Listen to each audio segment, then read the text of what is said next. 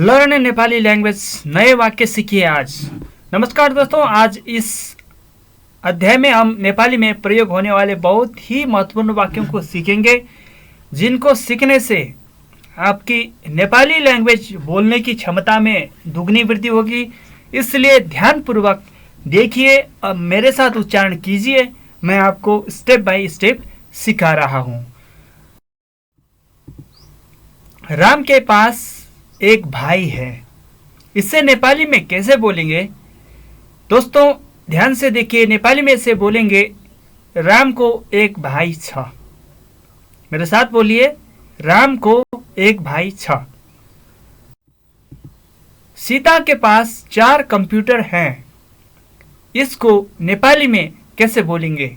तो नेपाली में इसे इस प्रकार से बोलेंगे, सीतासँग 4 वटा कंप्यूटर छन्। मेरे साथ बोलिए, सीतासँग 4 वटा कंप्यूटर छन्। तुम्हारे पास एक मेज है, इसे नेपाली में कैसे बोलेंगे? तो देखिए यहाँ पर, तिमीसँग एउटा मेज छ।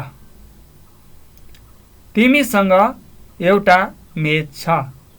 नेपाली में मेज को मेज बोलते हैं। तो चलिए दूसरे वाक्य की ओर। सीता की 2 बहनें हैं, इसको नेपाली में ऐसे बोलेंगे, सीता की 2 बहिनी छिन्। सीता की 2 बहिनी छिन्।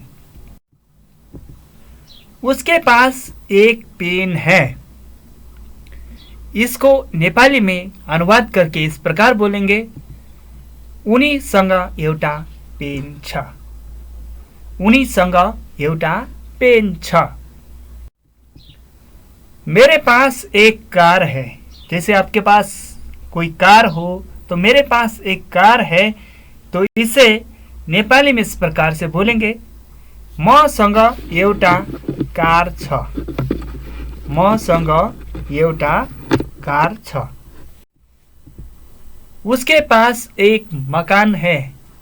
जैसे किसी का पक्की मकान होता है तो उसके पास एक मकान है, इसे नेपाली में बोलेंगे, उनीसँग एउटा घर छ। नेपाली में मकान को घर बोलते हैं, इसीलिए उनीसँग एउटा घर छ। मेरे पास 10 टॉफियाँ हैं, बच्चों को देने वाली टॉफियाँ, जो कि मेरे पास 10 टॉफियाँ हैं। तो इसे नेपाली में बोलेंगे, मसँग 10 वटा चकलेट छन्। नेपाली में टॉफियों को चॉकलेट बोलते हैं। मसँग 10 वटा चॉकलेट छन्। तुम्हारे पास बहुत साड़ियाँ हैं।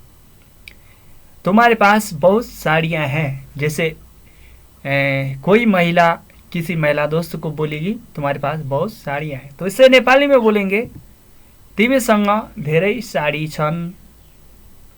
इसी प्रकार दूसरे वाक्य की ओर बढ़ते हैं। हमारे पास 2 दुकानें हैं। हमारे पास 2 दुकानें हैं, इसको नेपाली में बोलेंगे, हामीसँग 2 दोकान छन्।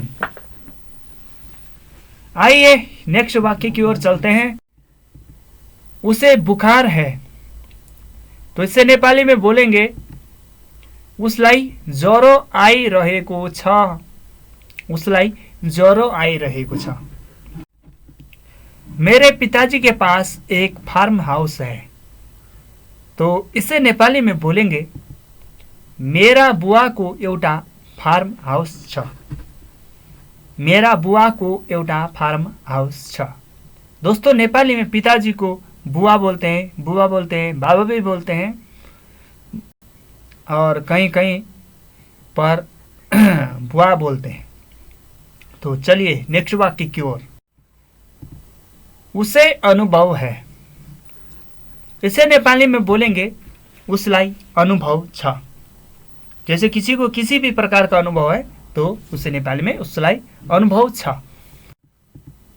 सूरज के पास एक रंगीन टीवी है।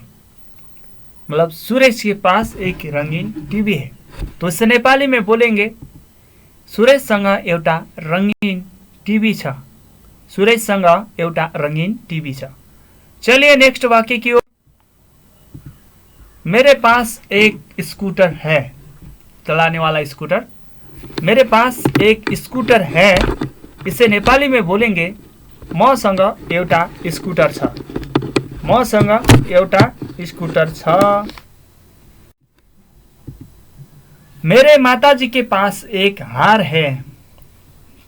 महिलाएं पहनने वाली जो हार होती है उसको मेरे माताजी के पास एक हार है, इसको हम नेपाली में ट्रांसलेट करेंगे तो इस प्रकार से होगा, मेरी आमासँग एउटा माला छ।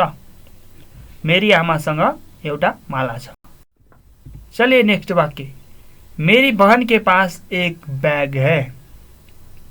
मेरी बहन के पास एक बैग है, इसको नेपाली में ट्रांसलेट करेंगे तो मेरी बहिनीसँग एउटा झोला छ।